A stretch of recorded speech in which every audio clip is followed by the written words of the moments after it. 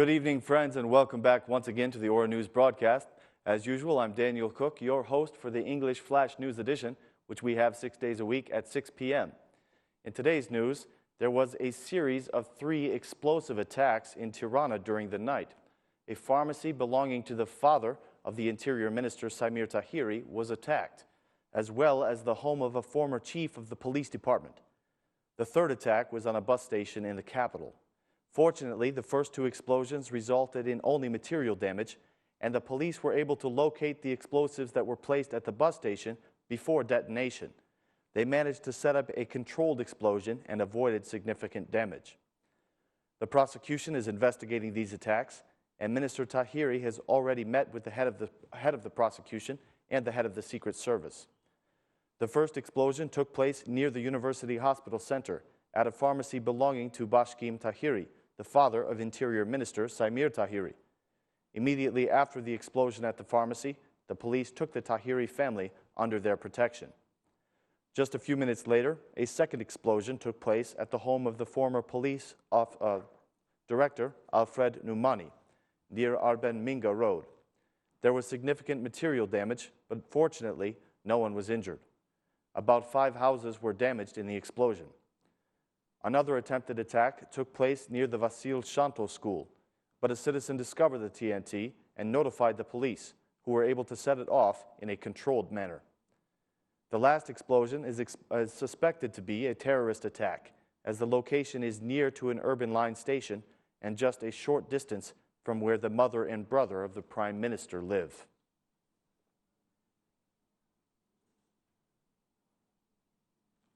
Politicians on both sides of the fence have given their public reactions to the attacks that took place last evening. Prime Minister Rama described them as being acts of terrorism. The Socialist MP, Erion Bratse, said that the attacks have political purpose. On the other side, the Democrats are saying that the attacks are because of the criminal connections of Minister Tahiri. On his Facebook account, Prime Minister Rama implied that the explosions were a reaction to the attempts by the state to establish the rule of law. He expressed confidence that the hand of the state will take action against those responsible.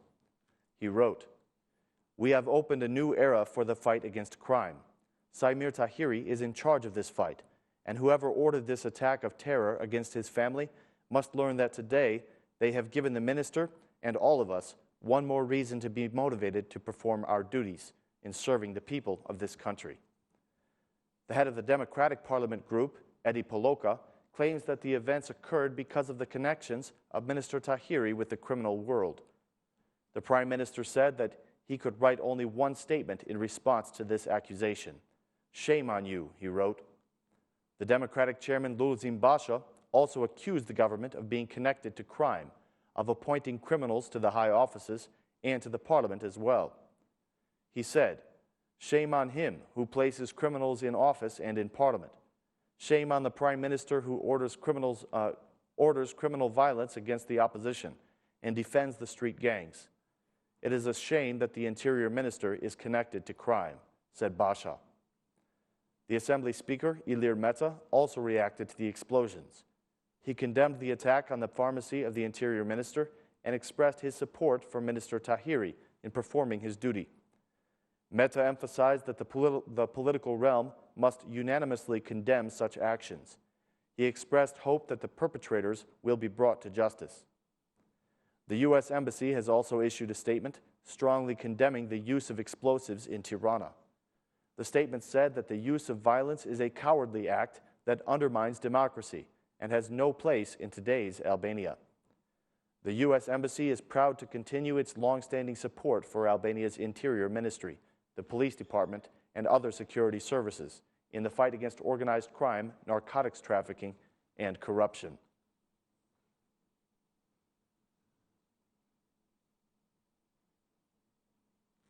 In the Foreign Commission today, Albania's foreign minister attempted to explain why they have chosen to turn down the opportunity to lead an important OSCE committee.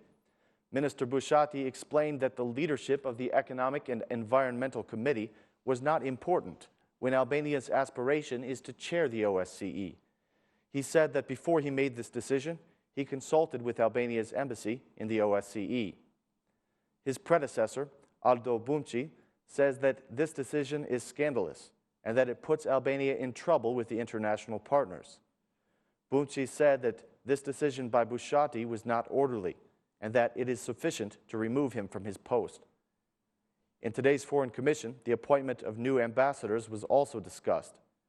Bushati explained that the changes in the law have not removed any powers from the president, as under the Constitution, he is supposed to have only a nominal role. Also, Bushati said that he does not intend to offend the Assembly, but the law itself requires that the ambassadors be selected discreetly. All these arguments were rejected by the opposition. In the end, Bushati gave his assurance that all the suggestions of the Commission will be considered.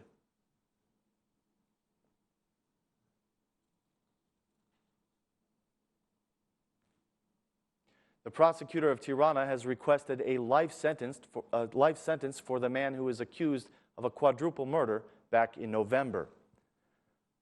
Alexander Giovanni stands accused of killing 4 people at the Anti-Grand Bar in Tirana. The prosecution supported their request for a life sentence with 10 pages of conclusions on the investigation. While this request was being read in the court, Giovanni stood alone and calm, without the presence of his defense lawyer. Then, Giovanni asked the court for 10 days in order to prepare his defense. The uncle of one of the victims was in the courtroom, and he backed up the request for a lifetime imprisonment. He also asked that the compensation be made to the families of the victims. On February 23rd, the court will hear the man's defense for the quadruple homicide. He has already admitted to being the killer, and this confession alone already grants him a sentence reduction of up to 35 years.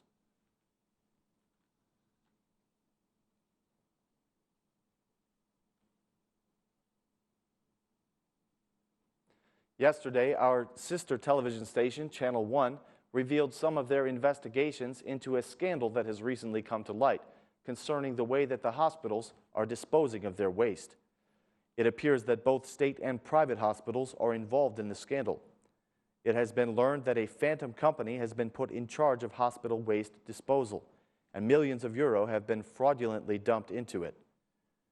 This brings us to the important question of where the waste is actually being disposed of, and whether it is causing damage to the health of our citizens and the environment in which we live. Channel One TV has been investigating this issue for several months, hoping to find an answer to these questions. Where is the waste actually being disposed of? Who is transporting it? What companies are actually licensed for hospital waste management? What diseases or harm might be caused by this hazardous hospital waste? The journalists of Channel One TV have investigated this shocking story, and they will be revealing their findings on air every day on Channel One after the 7 o'clock news.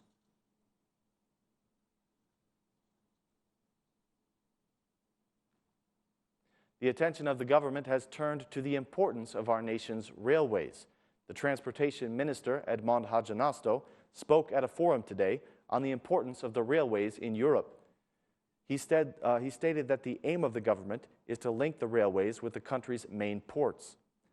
Minister Hajanasto said, "We have begun to reconstruct the railway stations in our transportation network. We managed to reconnect the railways to the port of Durrës, and our next targets include linking the railway with Shenzhen and Vlora ports. The full potential of the railways cannot be understood without the connections to seaports in Albania. I want to thank the EBRD for its support in our new projects, especially in the Rinas-Tirana-Durrës railway lines. Some of our priorities are also related to Macedonia, and we are coordinating with our Macedonian friends to coordinate our efforts for a potential link from Durrës to Skopje." Hajanasto asked the private sector to cooperate for the development of the railway transport in our country.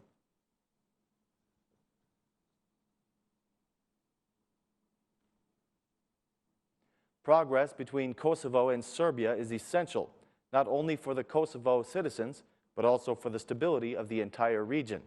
So said the Assembly Speaker Ilir Meta during a meeting with his Kosovo counterpart, Kadri Veseli, on his first official visit to Tirana. "We have expressed our support for the continued strengthening of Kosovo's democracy, and we trust that the political forces in Kosovo will cooperate more and more in a constructive way in the interest of the future of Kosovo, said Ilir Meta. Kosovo's Assembly Speaker replied, saying, "We have an excellent relationship, and that will continue in the future. At this moment, the most important thing is to strengthen our relations, especially in the economic field. We will intensify our relations in order to adopt better laws and also to increase trade cooperation with Albania. The parliamentary diplomacy between us will be intensified. Kosovo has requested support from the Albanian parliament in the process of getting Kosovo internationally recognized." When asked about the masses of Kosovars who are leaving the country, Veseli said that the Kosovo institutions are taking measures to improve the economic situation for the citizens so that they are not compelled to leave.